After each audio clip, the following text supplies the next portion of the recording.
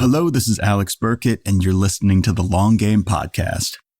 This episode is a part of our Kitchen Side series, where we pull back the curtain and we show you the behind-the-scenes conversations, debates, strategies, and brainstorming sessions that we have at our agency.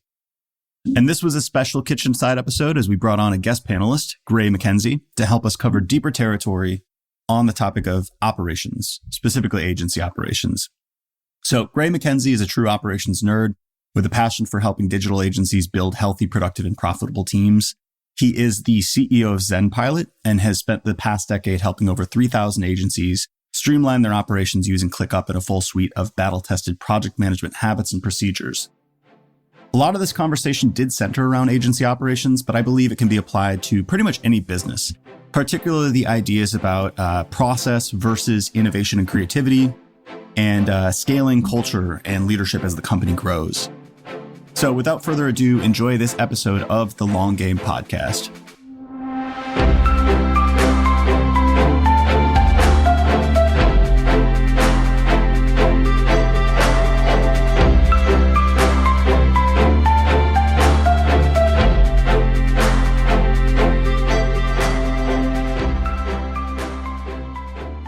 David, how's it going? Hey, how's it going? Also, good to meet you, Gray. Yeah, good to connect. And you all met at HubSpot? Yeah, for sure. And then kept going and then pulled together Omniscient. Did you start it with the three of you all together? No, David and I started it 2019, something like that, 2018. Yeah. And Allie joined pretty quickly after that. 6 months, 9 months. Mm-hmm. It was pretty fast afterwards. Let's go. But we started on the side when we were working at HubSpot. Yeah, that's awesome. Good for you guys. Nice, thank you. All right, how do we jump in? Every time we're like, how do we get started? We don't usually on these kitchen sides, it's just me, David and Allie, and we've had a couple guests from time to time. I'm going to be the pedantic one. I already told David and Allie, you guys are going to have to come in with the college level questions, and I'm going to come in with the explain like I'm five. But like, how do we even, parameterize the concept of operations? Like, what does that mean? When I think about it, I think of kind of like everything that has to do with keeping a business afloat. But then if I think more concretely, I think like processes and SOPs and sort of standardized operations that people can repeatedly do. Like, do you have a sort of conceptual framework for this? I do. So I think a typical agency, like Omniscient is probably a good example. That's what you call it internally, right? Just Omniscient. You don't say Omniscient Digital every time. Or Exactly. So I think like at Omniscient, you have three main components of the business: growth, delivery, and operations. And growth is how we make money. Like that's marketing and sales, business development. That's making the promise to customers and prospects. And then delivery is how we keep that promise. That's all the fulfillment side of the business. And then operations is like the junk drawer of the business world. It's like people, culture, HR, legal, ops, finance, like all kind of get lumped in there. And so super high level, like I put, building out the processes to support, like ops is what supports the other two functions. And so that's I think that's where developing systems and processes has to come from. The spearhead is from there. Those should not be the people actually creating your processes. Obviously, those are not the subject. Like if you've got a dedicated full-time ops person, that's not the subject matter expert in how should we be doing this organic or paid acquisition better. Oh, interesting. So the person who's running growth maybe shouldn't be the one doing the operations and vice versa, or like that should be a discrete function in a way? So I think early on, like super early, it's the same people, just different hats. Further down the road though, there are ops folks. I think they should be leading on the, like, hey, what are we making sure that we've got strong systems and processes in place, but they just can't be the people actually creating those. So the people who will bring hey, here's some of the issues, like what are the issues to solve? What should this look like? And I've seen that come from full-time ops people. I've seen that come from leadership level, like COO people. And I've seen it come from folks who are full-time on the delivery side. And so I think wherever it comes from, ops, I would say ultimately ought to make sure that that's there. But there's always going to be interplay between the departments to actually build out, hey, how do we deliver what we do and do it efficiently and in budget? It's interesting to me because what I'm hearing from you is we're going to separate the person doing the ops and what the ops actually is. Like, let's say, like Allie's delivering on SEO projects for clients. she might have an idea of the process, but that's like a different function of like turning that into a process and documenting all of it. And so like maybe it is also Allie putting together all the documentation and process. Maybe it's another person working with Allie to do it, but like separating what's being done and like the how do we turn this into a process are two separate things. Yeah, I would agree with that. And I think it's great if we can multi-skill, and Allie's one of those competent people who could do that already. But if we could multi-skill the people who are in that role so Allie doesn't need extra coaching or help to develop those processes, that's great. But inevitably, people who are sitting in that SEO role, they've got a utilization target they're trying to hit. They've got client, like that's their main thing to go develop. And so to be accountable to also create process and stuff, that accountability has to come from somewhere else in the organization. And so I think that's the function of someone in an ops role. How have you skilled people up on that operations muscle? Because let's say you do have time, but it's on a skill will 2x2 chart. It's like, I have the will to become more ops oriented, but I don't know how to become more ops oriented. Like, how do you coach those folks up? Right. Mm-hmm. I think like anything else, it's kind of starting with the end in mind. Like, what does great look like here? So we can give them a vision. And I think this is, where a lot of like, there's two things that I would recommend that most agencies do that in most agencies are a colossal waste of time today. Those are like time tracking and process development.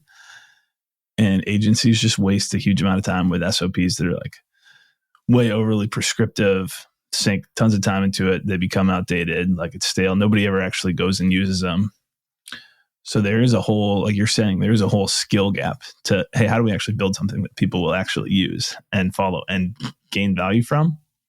Same thing with time tracking. Like, how could we possibly ask, if you can't look back over the last quarter and point to one meaningful decision that you've made differently because of time tracking data, like you should not be wasting everyone's time tracking time. So the skill set first is just like, hey, what does good look like?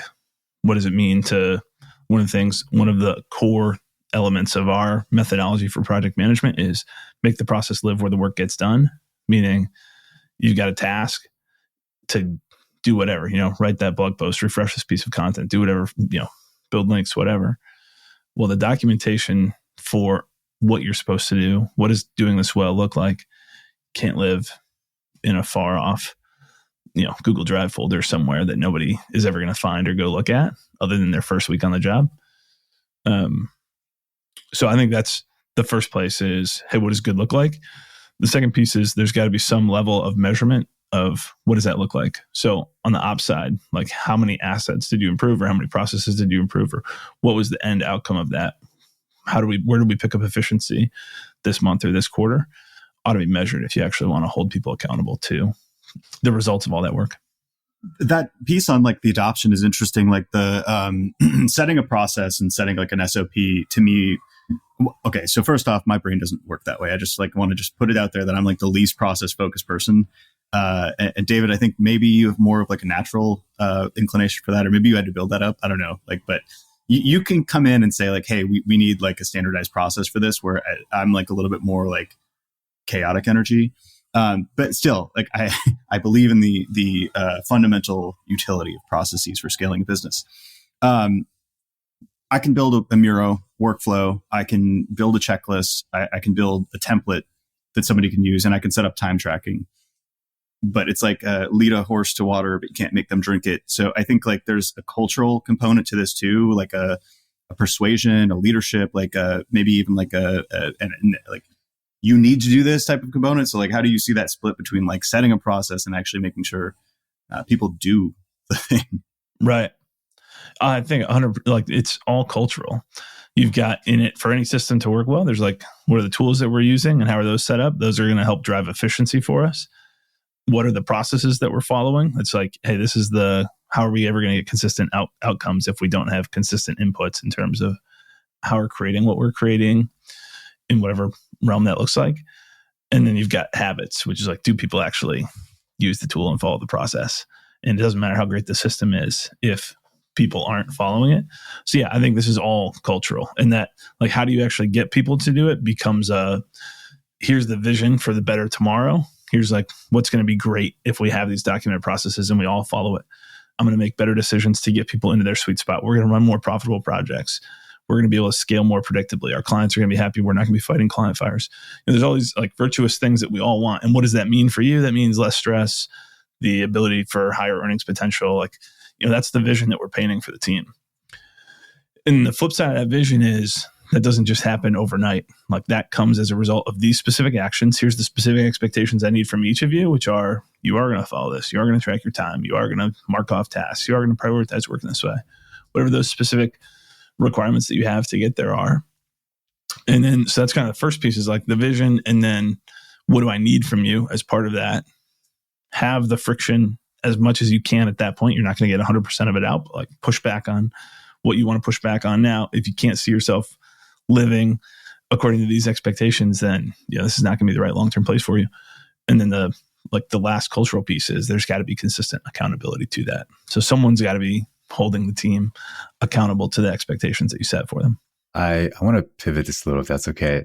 I saw, so ZenPilot, it looks like y'all are about like 15-ish people. Yep. I'm curious for you, what are some of the bigger ops challenges that you've worked on that you're like, oh, like that took forever to work on, or like, I wish I got to that sooner, like one of those problems you're proud of? Yeah. Are you talking about internally specifically too? Yeah. Mm-hmm. Yeah. I think one of the biggest challenges that we faced is we are trying to be the guinea pig on a lot of stuff before clients. So we have an idea, like a hypothesis. Hey, if we use this tool to solve this problem, like we're going to use 15.5 for employee engagement. I don't know if that'd be a good thing for our clients or not. Like we're going to jump in and we're going to try it. And I'm naturally oriented that way. I'm probably naturally much more like Alex, you and I might have a lot of personality similarities in terms of, I don't know, like let's just get to the right outcome. Everybody should just know what good is and then just go do good. And we should play with all kinds of tools in the process and like have lots of, like meet interesting people along the way, just kind of like a little bit more chaotic approach. And one of the big challenges was I was pushing people too fast through the adoption cycle on stuff consistently. It was fine when it was Andrew, my co-founder, and I, and then 5 people, but at 15, 16, 17 people, that became much harder for people to keep up with. And we were getting super inefficient. And it took me over a year to like recognize that, hey, the problem is me pushing at the same velocity that we pushed at 3 years ago. And so the main ways that showed up was our efficiency. Like what did we were missing stuff in the process. Like we were going back and reworking stuff that we should have gotten right before. And so looking at that data, being frustrated at first, then finally digging in to figure out like, where are we wasting all this time? We're wasting a ton of time trying to learn new tools with a lot of people who had different ideas. It was much harder to get 15 people to consistently use a tool the same way that we were trying out versus 5 people to do that.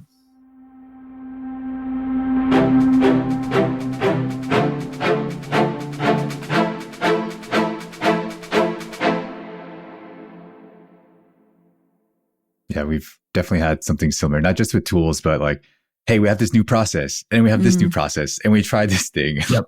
And like, oh, why is none of this being implemented, or why is no one doing these things? And it's like, oh, it's information overload. It's easier to just like revert back to how you're doing things versus try to integrate all these new things all at the same time. The hard part for me to know sometimes too is when those processes are actually helpful or mandatory. In certain cases, you have to do things for compliance. Mm-hmm. Or like they're like hard yes or no's. Like it's a very binary thing versus like when we implement process because we want to standardize some level of quality control, but it's actually inhibiting people's ability to do the work. It's hard for me to know, like when we've got so many different standard operating procedures and processes, which is which sometimes. Yeah. What's an example where it's inhibited people's ability to do work? Let's say like during a client delivery project, we're engaging in like an SEO strategy analysis. We've had certain frameworks at different times and like the deliverables tend to follow a similar format. And, even sometimes the deliverable might dictate the type of research that goes into it, which could narrow kind of like what work we do. But let's say there's like a preceding step. Let's say you have to do this. I'm making this up, but like you have to do 3 customer interviews, to identify voice of customer insights that you can triangulate with SEO research. That might be a good idea, but in certain cases, like doing that as a checkbox item might actually be a horrible idea, and it might be just a tedious thing. And again, made up example. But we've experimented with different frameworks during the research process that I don't want to give the specific examples, but they ended up being like not helpful. So we scrapped them. But it was kind of later that we discovered that they were just kind of annoying for the person to have to deal with. Right. That makes sense. I think there's different goals of each of them. Process is part of scaling knowledge. Process is part of giving people the framework to experiment within, like how far we want to go. But process is also part of driving efficiency and driving a minimum level of quality, not like a maximum level. So Blair Enns talks a lot about the inefficiency principle, but like INNO, like the conflict between innovation and efficiency. And basically those are like opposing forces. So you can be super innovative. That is never very efficient. And you can be extremely efficient. And that's generally not very innovative. I think there's a counter argument, which is like the more that we give people some process is part of the structure that we can create inside. So Euclid, way back in, centuries and centuries ago, came up with the golden ratio. And it's been used by all kinds of artists. And that, I don't think you'd look at it and say, well, that's made art way worse. It's just made drawing proportional stuff a lot simpler for teams. So there's a component to it that does give us like the playground to then go exercise our creative muscle. So I don't think that most people's experience when they've interacted with well-built processes has been, hey, I can't be creative. But it does put some limiters on what are we exploring. So that's a great point. I think that, hey, if I've got here's what the brief looks like, or here's what the document that we're going to deliver looks like, very few people are going to say, oh, I should maybe deviate from this. Or there's a section in it, won't even consider the fact that maybe there should be a section that's not in it, or maybe I shouldn't do this because it's a waste of time. So there does have to be, I think in any business, somebody who's still driving innovation at the firm. You can't totally fine to build hyper tight processes on everything and like scope everything way in to maximize efficiency. Makes a ton of sense, be super productized. But it makes sense if you can actually capitalize on that in a very high volume in the near term. At some point, innovation is going to be required in most of the disciplines of, I would imagine, most people listening to this. I have a question. Going back to before David asked about, a challenging problem y'all have faced at ZenPilot, Gray. You talked about the responsibilities of the delivery team versus operations team, in a larger org, and talked about the operations folks relying on delivery or the folks on the quote unquote front lines to help inform the process. To what degree would you say should the delivery team be involved in the systems that are set up and the accountability systems that are set up to maybe fulfill those processes? Like, obviously, there's the accountability measure that's got to come from ops because their delivery folks are focused on doing the work, right? But I feel like to maximize adoption, they should also have a say in what the system looks like and how it's iterated on. So how do you think about that? Huge amount. Yeah, like 90-10 is probably like mostly delivery. Operations needs to make sure that the systems are in place. Okay. So they ought to push as hard as is needed to get systems in place to be able to deliver well. But I think you said the key reason. Yeah. People aren't going to buy into something. It's like someone who doesn't know how to do what we do told me we ought to use the system to do what we do. Like, what? What frequency would you say one should update or tweak those kind of like the larger systems, not the SOPs themselves, although those are obviously involved, but the larger system to hold everyone accountable? Like, what does that change management look like? Yeah. So I don't think that there's a frequency. I think it's all based on what the results that you're getting are. Like, if the results are great, don't mess with it at all for years. If the results are not great and you're never going to nail it the first time, then a lot more frequently. I found 4 really good habits that seem to work well for teams who are adopting this. So daily, weekly, monthly, and quarterly rhythm. We call it the daily spot check, weekly roundup, those are both like activity focused. Hey, are people building the right habits? Where are we finding, we're not tracking time, or we're not adding tasks into the system. Like we're missing data from this system that we're trying to build out as our single source of truth. Those are really activity focused checks. Monthly review and quarterly analysis. Monthly review is largely like, hey, let me look at profitability by client. Let me look at the major gaps where, hey, we need to go in and make some corrections. But the quarterly analysis that's where we're driving the systematic, what are the 1 to 3 changes we're going to make over the next quarter? And those might be, hey, I can just see that we're bleeding cash every time we do this SEO audit because we consistently go over budget. Like when I did it as a founder, it took me 15 hours, total used to that. Now I've got other people running it and it's taking them 30 hours. And so either I've got to train them better or we've got to adjust the process. We got to build it into pricing, whatever. But that's going to be one of the main areas that we're going to fix over the next quarter. Either we're going to have to find out we have to charge more, or we're going to find ways to get more efficient at delivering it. So that might be more granular than what you're asking, but it's that quarterly look at the data that's really like, hey, here was what we tried over the last quarter. Here are the results of what, now that we've got enough data to actually look at and say, yeah, did we actually deliver better client outcomes faster or not? Then keep tweaking it from there. And those tweaks can be really small if everything's humming, and those tweaks have to be a lot bigger if there's big problems. I'm curious about the diagnosis specifically of if those processes and systems should be optimized or removed, right? Like, and one thing that you had mentioned a few times is the amount of time that it takes for a task. So like you mentioned time tracking earlier. Is that something that, I know it's hard to say like universal answers, but is that something that you believe all or most agencies should be doing? Yeah. People who I absolutely love and really respect who've been in like advising agencies way longer than me. David Baker's a great example. It's like, but I hate time tracking. Nobody really does it, so we ought to not do it. And if we do it, we ought to just do it for a short period of time. Like, hey, we're going to plug in, we're going to track our time for a month, we're going to make improvements, we're going to go from there. I totally get that perspective. And you can run, and I've seen like agencies who've run really profitably without it. But if you look at a broader, like at a very large sample size, who's got their act most together from a gross and net margin perspective, it's teams who are time tracking and actually using that data. So I haven't seen the numbers yet back up. Yeah, we ought to just forget about it altogether. I mean, there's plenty of tech-enabled firms out there, but still, if you look at the P&L, obviously the largest line item from an expense perspective is your people. And so the hours where they allocate that human capital, that's your inventory. So to completely ignore how that gets allocated or not look at that at all, even if it's, hey, we're going to zoom out a little bit. I don't care about seeing task level detail. I just want to see how much time went to what client or whatever. To not have any type of, it's never fully objective. I get that. I totally get, time tracking's flawed and whoops, someone said 2 hours instead of 30 minutes. And that's fine. But to not have some directional look at where time is going just seems like I haven't found a way to make sense of that and make that easy to manage a larger team with.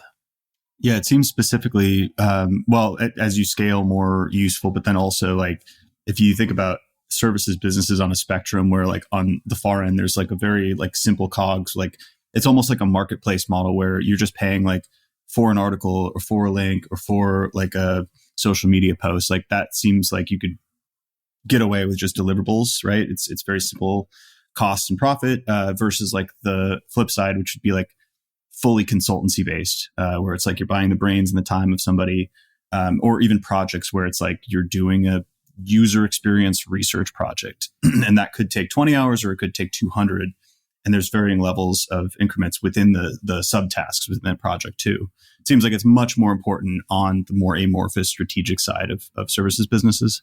I would agree with that. I would also say even for the clients we've worked with who are selling extremely productized, you're getting X number of, like the classic HubSpot agency of a decade ago was like, yeah, you're getting 4 blog posts a month and 1 ebook and 1, email blast.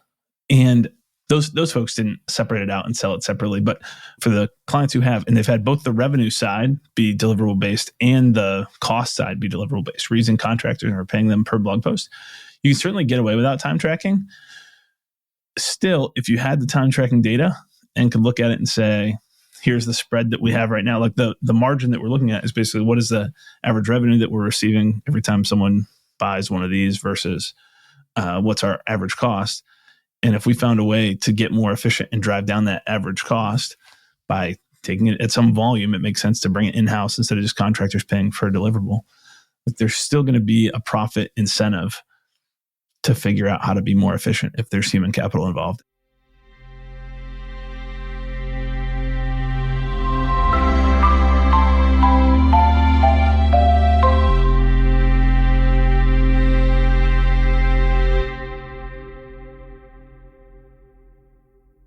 I want to let y'all ask more questions, but I want, while we're on the topic of like the universal stuff, like I'm just curious, again, 5-year-old questions over here.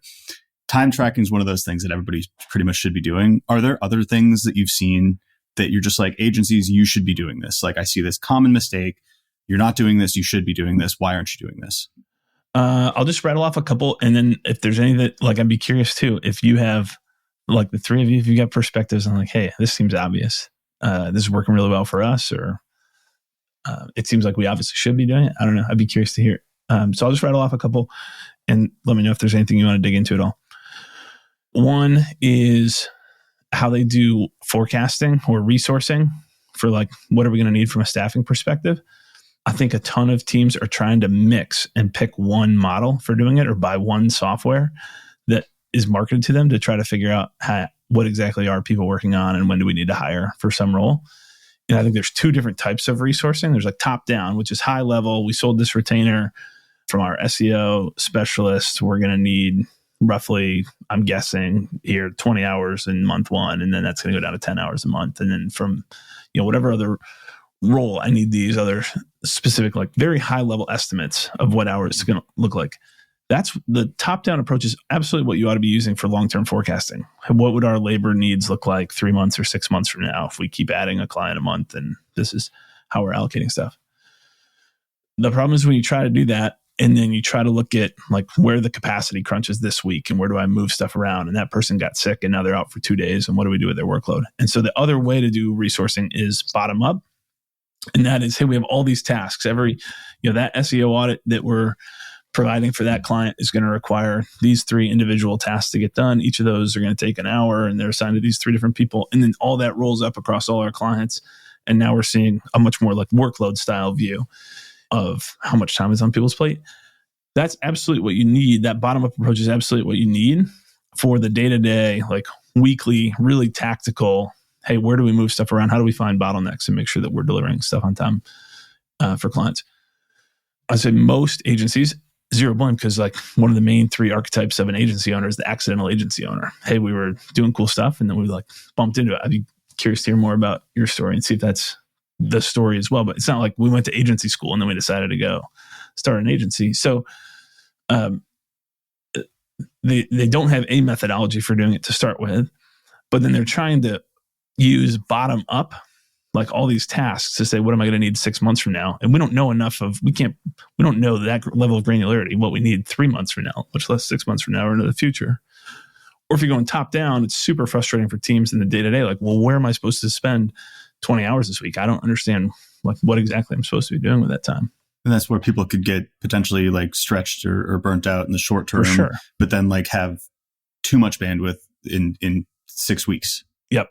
Yeah. So you really need to combine both bottom up and top down at some scale. Super small, don't even worry about don't even think about a methodology. It's just, hey, we're all talking for 15 minutes every morning and then we all go get it done. And that's great at 3 or 4 or 5 people. That falls apart once you get to 10 people and beyond. So that's one that I think is kind of obvious. I think owners specifically they live for autonomy. Like, I want to be chaotic. I want to be able to wake up and cancel all my meetings, or I want to just be able to work when I want to work and do what I want to do. I want to take sales calls from a boat. Absolutely. Have you done that? No, but I want to. I talked with Alex McCaw, built Clearbit. Clearbit, yeah. He's living on a boat, right? Yeah. Exactly. So I was talking with him a couple months ago, and he's just Starlink in from his sailboat. I guess it was more than a couple months ago. Because that fantasy, right? Like exactly. I'm rolling through Seattle today. I'm going to pop into a coffee shop. Yep. write a little newsletter, and then I'll go for a meeting. Like it's a freedom, like you're just doing what's in front of you wherever you are or however you do it. Like there is like I resonate with that. Yeah. Super strong desire for that, which is great. And so they're like, don't give me a task. Don't tell me what I'm supposed to do or what process I'm supposed to follow or how long it should take or what day it's due. But then we project that onto the team that we've hired. And so it's like, no, my team will hate me if I ask them to track their time or if I actually assign out tasks to them. I should just give them the autonomy to say, here's what I want is a happy client and I want to be profitable doing it. So go figure that out. That's not what the people who are working at an agency are looking for in general. So that's a big mindset shift that's like always part of this is my example too. And I do this stuff. Like I've done this for 12 years now, working with other agencies and worked with thousands of other agencies. And I'm still the person who's like, yeah, we can just spin up 2 new tools every quarter and you guys can test it out and we can figure it out. So that doesn't scale super well.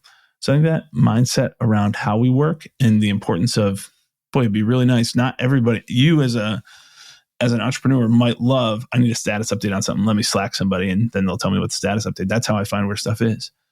Most people aren't that way. Like they're great having, and that scales horrendously. Like they'd much rather say, yeah, let me log into the tool and here's the status on stuff. Like let me get all the work into a specific tool and build it all out. So I think building a single source of truth is one. I think a simple prioritization framework for work. There's a million, there's like agile and, there's a million different methodologies. I'm fine with picking one and working with it. Like, I don't care if you want to be fully waterfall or fully agile or whatever else, but I think for most teams, they ought to adopt a due date driven methodology.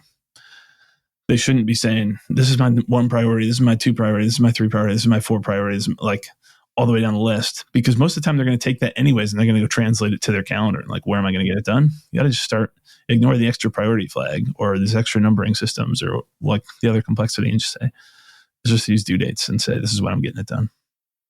We do that, right? Like we're probably, would you guys say we're due date based system?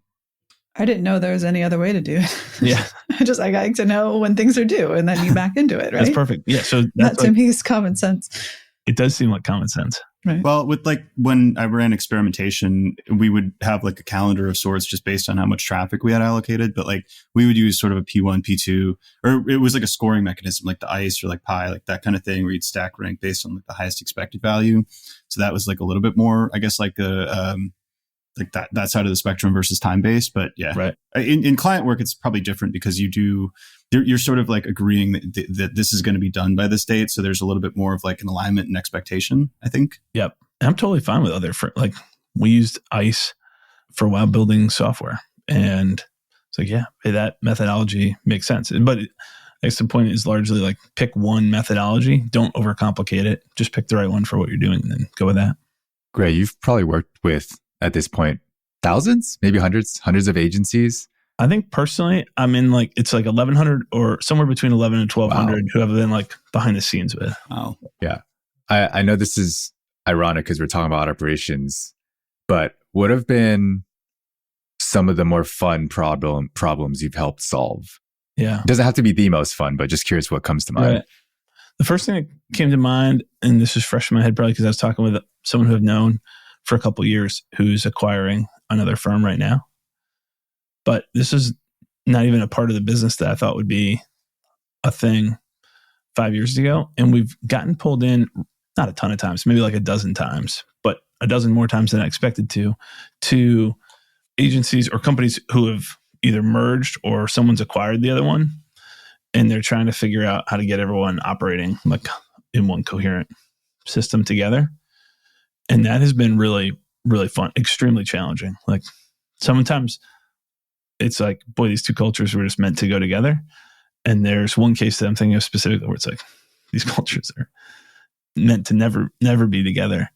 But that's a really fun opportunity. It's a time naturally where there's a lot of, there's some tension in the air and everyone's a little bit uncertain. Hey, obviously if we're merging, like there's probably some consolidation that could happen at some point and we find redundancies and we might need to, so everyone's a little bit sensitive about their jobs.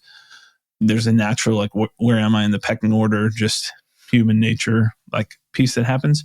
But there also are a lot of sparks of creativity and people who are like, wow, what can I learn from this? And that's a really fun time to get involved and kind of take the best of both worlds and try to inject some stuff that we've seen work well from the outside. So those situations have been really enjoyable. Are you advising on ops and integration during the closing process, or do you come in post closing and find a mess? Yeah, only twice, like pre acquisition, and both times that was the company getting acquired had worked with us in the past, and so the company doing the acquiring, one of the things that they were looking for was like, hey, we need better operations as part of this.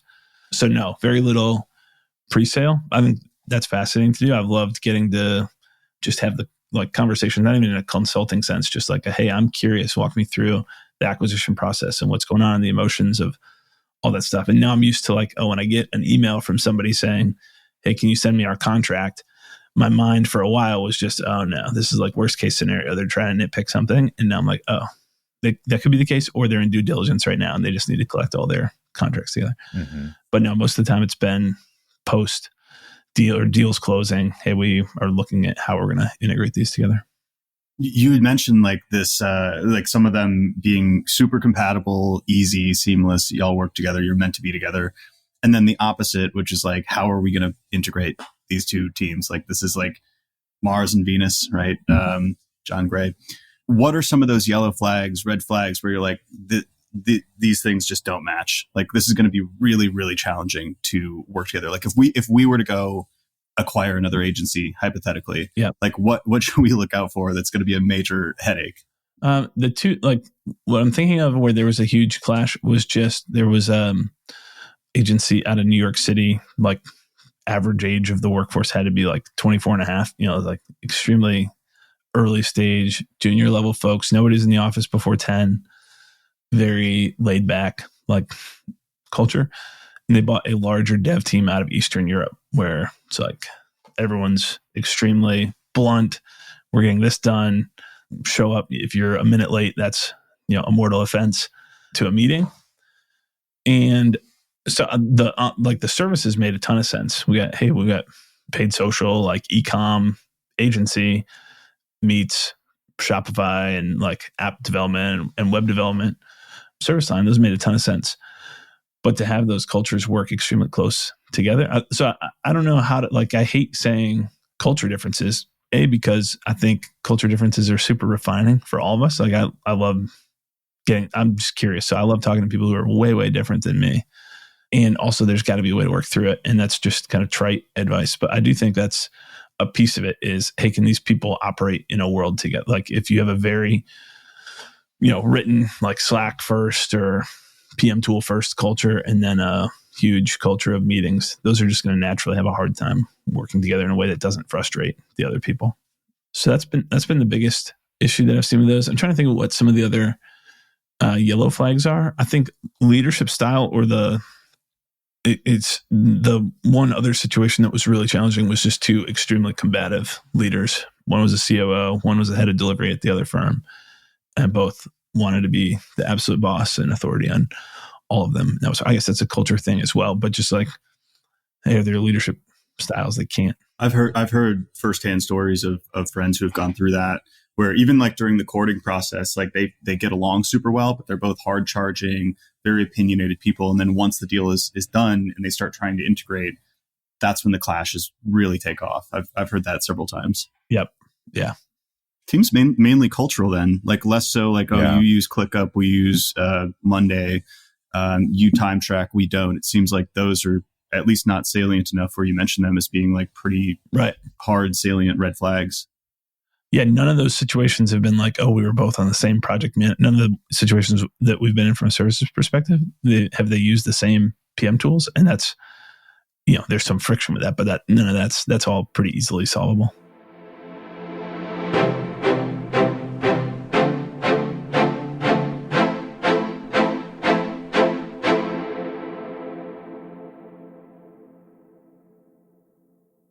So we're at a stage right now where we're like getting geared up to scale, probably I'd say pretty significantly next year.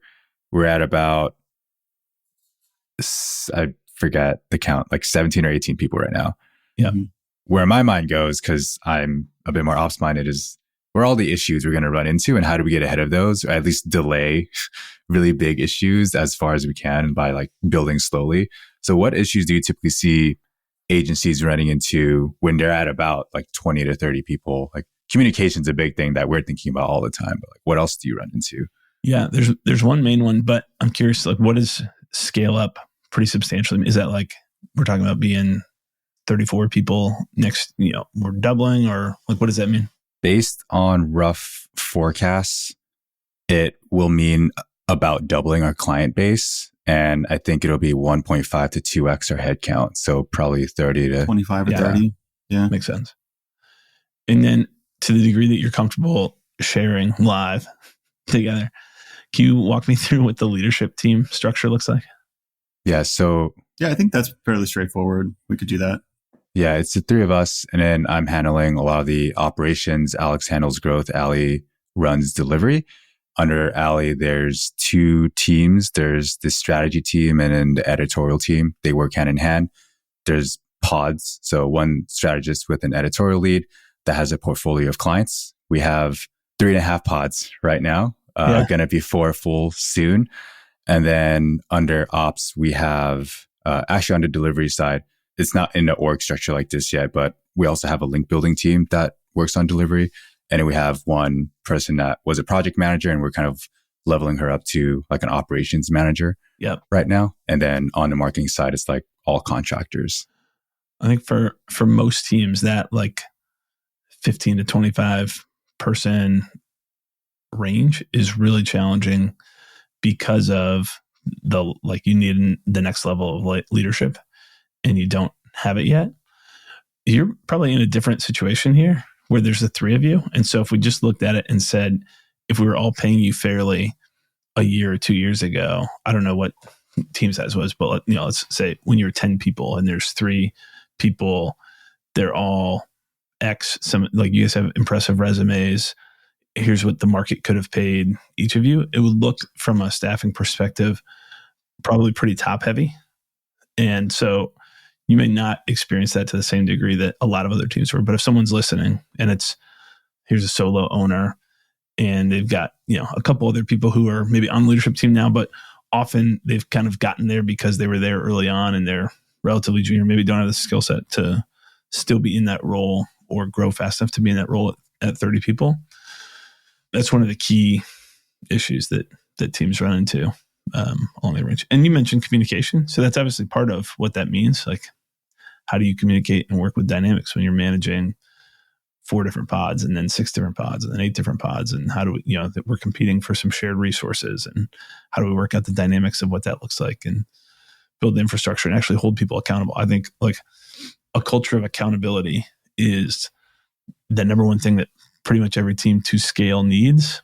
And that's extremely hard when you go from super small team vibe of, hey, we've got each other's backs and everything. And that means beyond just supporting each other in work, like, there's deep personal relationships that are built there. And often that leads to, that's not a bad thing at all. I think that's a great thing, but that can easily slide into, excusing bad performance or tolerating it because you've got tight personal relationships. So being willing to act as a leadership team and as an entire team with the greater good in mind. Here's the mission that we're on. Here's the vision that we've set together. Like everything that we do has to be in line with achieving that. And that might mean I realize I shouldn't be leading growth anymore. Like I need to get somebody else in here to lead growth. Or it might mean I do need to lead growth, but now I need to mature and take a whole different step. And now I'm hiring a sales team and I've never done that before. That's scary. And do I need to hire someone who's like, it's just those, the biggest dynamic is just the leadership team being willing to take that step up and have the really hard, honest conversations internally and say, you're doing a 8 out of 10 job leading ops right now. But here's what I think is the extra 2 out of 10 that you need to like tack on here.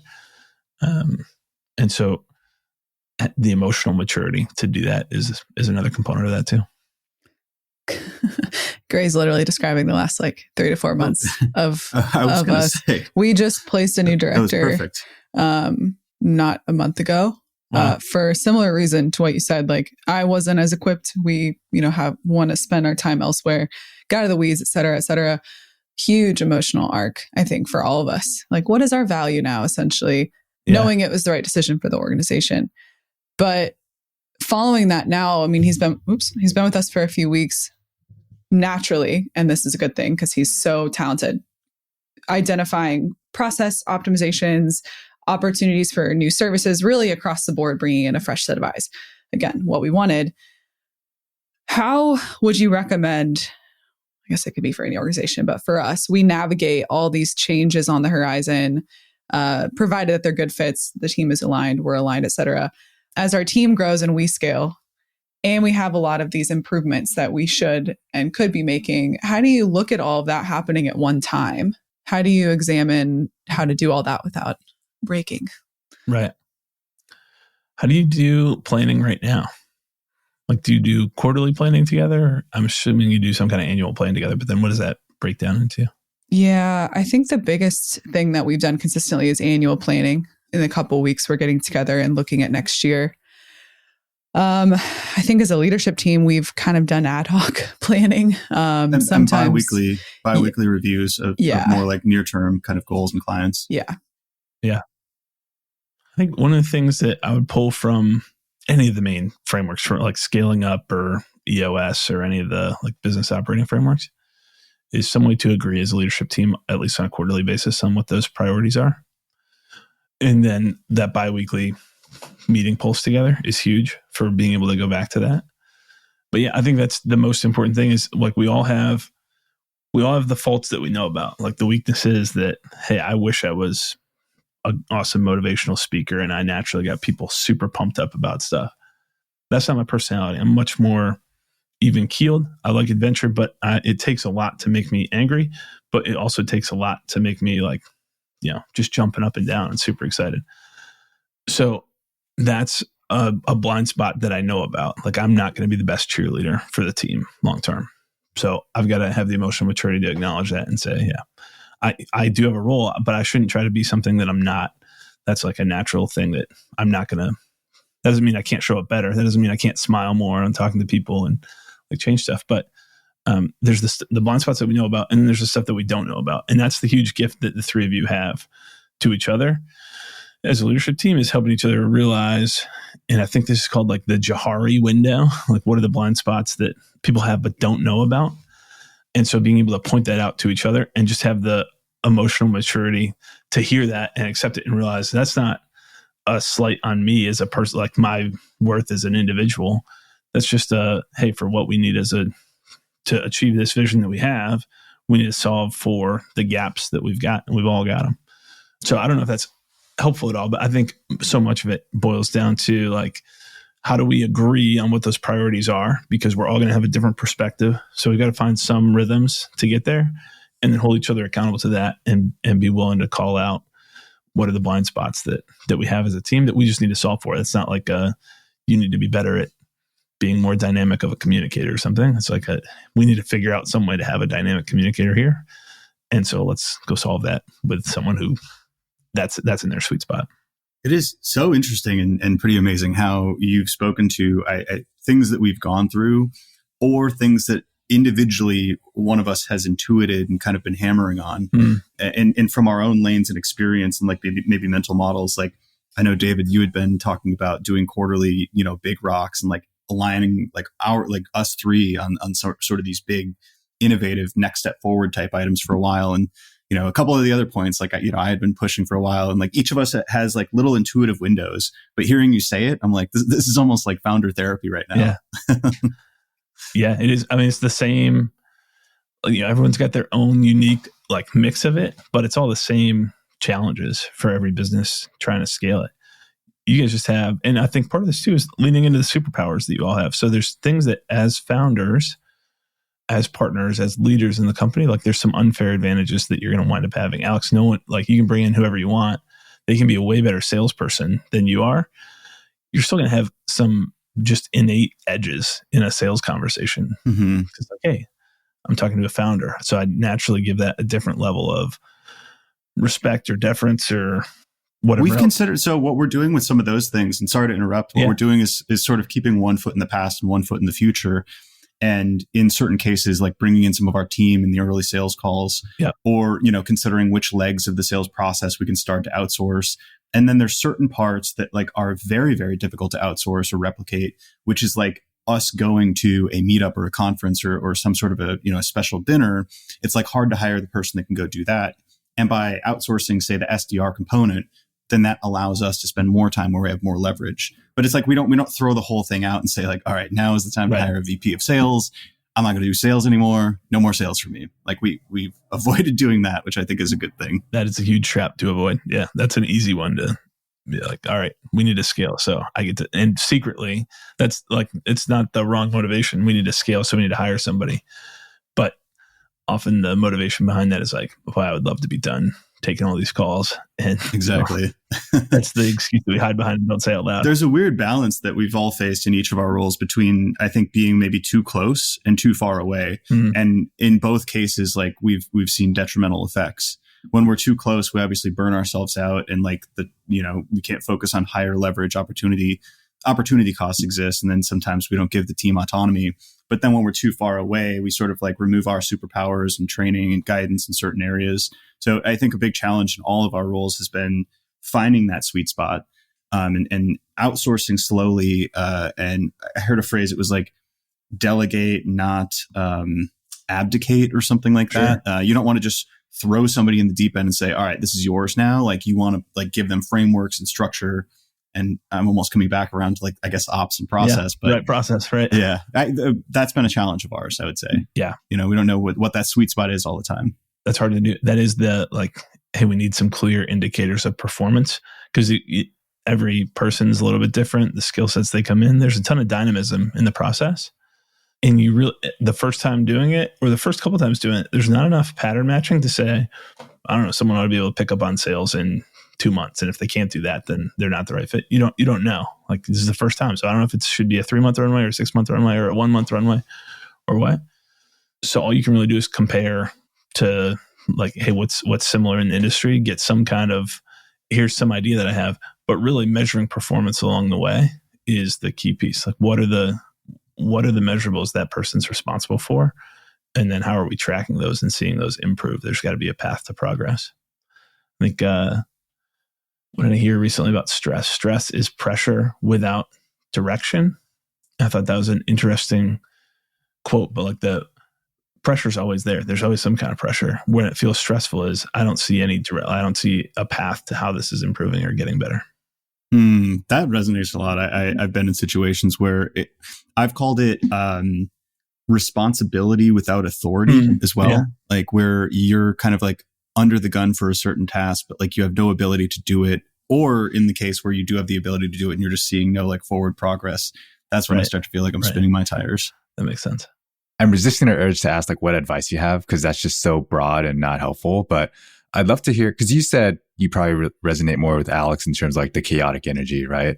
And here you are running an agency helping with operations, which I love that. And I'd love to hear kind of your ops is such this nebulous thing. Like it's hard to figure out how you grow as an operations person. So I'd love to hear, how did you develop your skills and competencies as like someone in operations? And like, what are the things you've learned that would be helpful for others to hear? Yeah.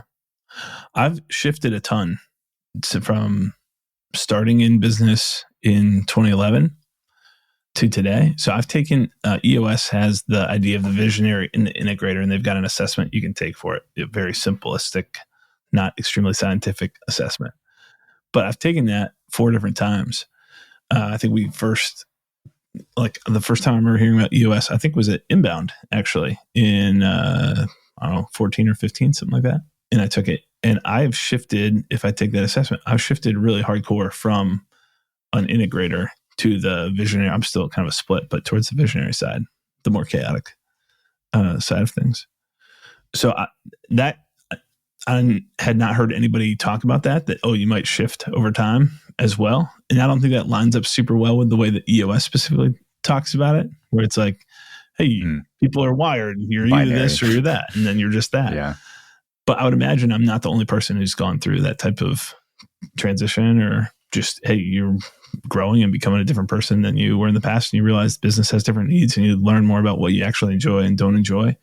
And so I enjoy kind of mapping, and I'm super passionate about what we're doing specifically around ops. And the reason that I'm so passionate about it, there's a book that I'm dying to write, which is like The Profitable Agency Operator. And I've got this hardcore belief that profit can't be a dirty word, and it's got to be, you've got to run a super healthy bottom line for a business to be stable, to be, to be able to run a business that can actually take care of people well in the business and serve clients well and sustainably. And so ops is a huge part of it. That's the visibility layer into that. And the piece that says, no, I know that we need 3 more people, it looks like, to service these clients, but we cannot do that and still be profitable doing what we're doing. We've got to figure out something here. Like either the offer's got to change, or how we deliver it's got to change, or the pricing, something's got to give though to get there. So yeah, super strong passion for ops. And I think in terms of developing that, like if there's someone else who's listening who's like, man, how do we become better operators? I think the first thing is just to figure out, like, why do you actually care, and tap into that, and then find people who are doing it well and try to learn from them. And I've been really blessed that there have been some really, really cool operators that I've gotten to work with and get to know and learn from. And they don't agree on everything. And that's cool to, like, I don't think there's one core path to this. I think it's kind of figuring out, hey, what do I believe in? But hold that, execute on that, test it out, see where it fails, see where it holds up, and hold it loosely enough in your hand that it's like, hey, I'm willing to discard that belief or change my belief when I realize that's not actually the panacea that I thought it was. So good. And thank you. I mean, we got to learn from you today. So this has been amazing for all of us. Yeah. Well, it's just fun. Like, I'd love to flip the script and just the dynamics of all 3 of you working together. Like, we could do another hour just on that. We'll have to do a part 2. We should. All right, cool. Well, thank you so much. Thank you, Gray. Yeah. This was fun. Thanks, guys.